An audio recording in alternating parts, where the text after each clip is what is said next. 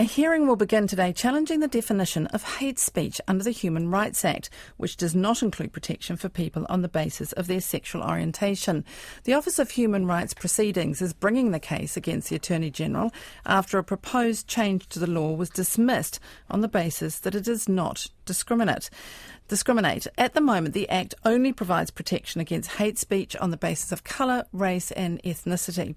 Sweeping changes to hate speech laws are being considered by the government. Michael Timmins is the Director of Human Rights Proceedings and joins us now. Kia ora, welcome to the program. Kia ora. Your office is taking this case against the Attorney-General. What are the details of the case? Well, the case came about because a couple of years ago, a West Auckland pastor made insightful comments, basically calling for the murder of homosexuals. Those comments were repeated in the media, but because they were targeted against people on the basis of their sexual orientation, absolutely nothing happened to that person, and there was no ability for anyone within that targeted group to take any action. So this case is really about affirming that gap in the law that's existed for a long time now, but when that particular action happened, nothing was done to address it, and so now we're trying to take further action to underline the urgency of the issue. The government has announced that it is looking at hate speech. It's going to change, in all likelihood, a number of aspects. So why do you need to push forward at this time when there is change in the wind? Well, the thing with legislative change is we sort of believe it when we see it.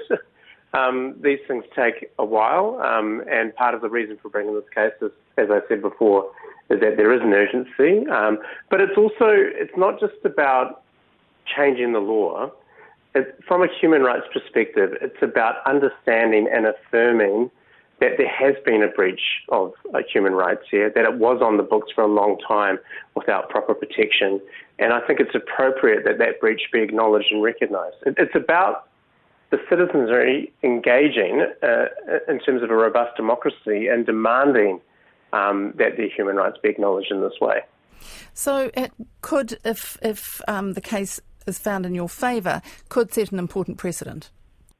It could set a precedent, and one of the really interesting things about this case is it's saying that human rights law in and of itself has the potential to breach your human rights. So even just from that point of view, it sets a really important precedent.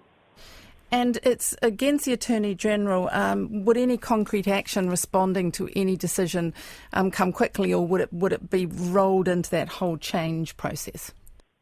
It would be rolled into that change process, but it would be a very strong signal from the judiciary that the change needs to incorporate protection on the basis of sexual orientation. Thank you very much for your time this morning. That was Michael Timmins, who's the Director of Human Rights Proceedings.